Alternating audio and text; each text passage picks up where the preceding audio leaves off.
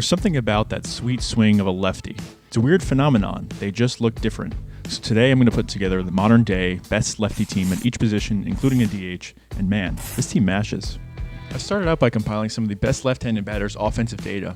I'm going to stick to some rules that a player has to be at their primary position to fit in the lineup. So for example, someone like Christian Yelich could technically play any outfield position as he has in his career, but he has been a primary left fielder for the past 2 years, so that's the position he will get judged at versus other left fielders. And switch hitters do count. They could possibly be included looking at their platoon splits, obviously in this case when they're batting lefty. Alright, so I'm going to start at DH, and I actually have Joey Gallo here.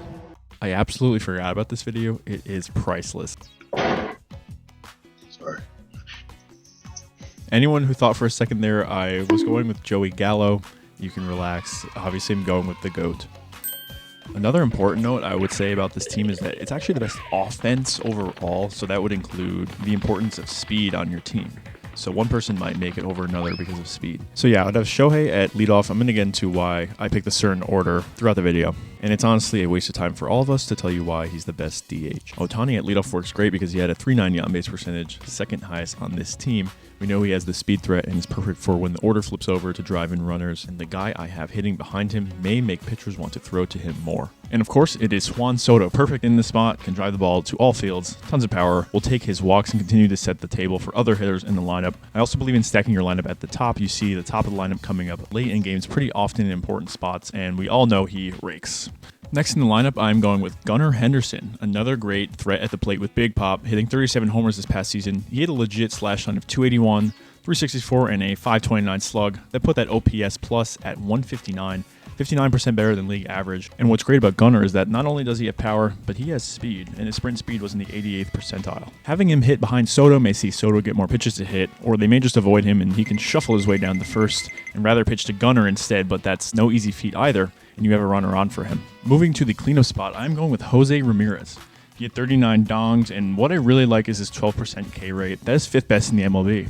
It's nice to have a cleanup hitter that's going to pressure the defense pretty often to some degree, and he's a super tough at-bat. He had 116 hits, a majority of his walks, home runs, and RBIs as a lefty. Devers came as a close second, but strikes out a quarter of the time and lacks the speed, and had less overall production, although some of his hitting metrics on Baseball Savant are stronger. J-Ram had 81 RBIs from just the left side, and Devers had 83 the entire season. So 81 of his 118 came from batting lefty, and J-Ram was really close to a 40-40 season. I could see if he just batted lefty all season, he still would be one of the best hitters in the league. Batting 5th, I'm going with Bryce Harper. Again, each good hitter you put behind another makes this lineup very tough to face.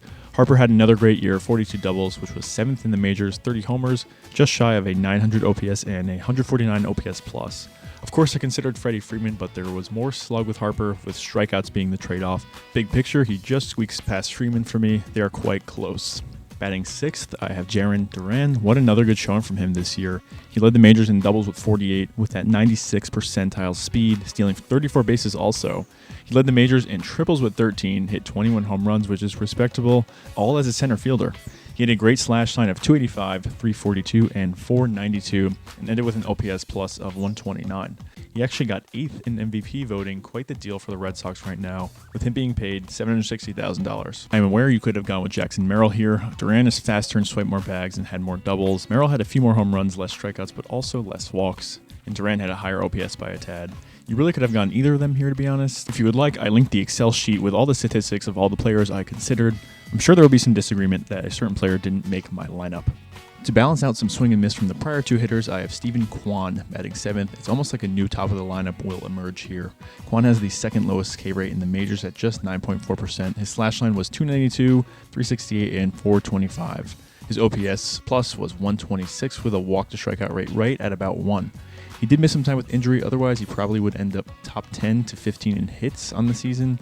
He definitely is not a power hitter, but he is one of the tougher at-bats out there for sure, and is a very scrappy hitter. I would have possibly gotten Yelich here, but he didn't even play half a MLB season last year and does not qualify. At second base and batting 8th, we have Luis Arraez. He owns the lowest K rate in the MLB at 4.3%, is just a hit machine. Second most in the majors there with 200. Him batting 8th is like having a two-hitter behind Kwan, setting the table up for our next hitter, who is a power hitter. His slash line was 314, 346, and not much of a slugger at 392. He is a rare hitter in today's game, but is highly valuable in my opinion, and he's a super hard at bat for pitchers. And rounding out the lineup is Cal Raleigh, the big dumper at catcher. I'm taking him here as a lefty looking at his switch hitter splits. It is his dominant side. His slash line was 235, 336, 434 with a 769 OPS and 110 OPS plus, with 21 out of his 31 homers coming from the left side as well as 70 out of 100 RBIs. Looking at Adley from the left side or Austin Wells, they were not as productive as Cal. So that's it. That's the best lefty offense lineup I could come up with. You can mix and match from different players in there and have it be basically just as good. It comes down to personal preference, really. I like the combination of contact, power, and speed personally that I put together. This is a very good lineup.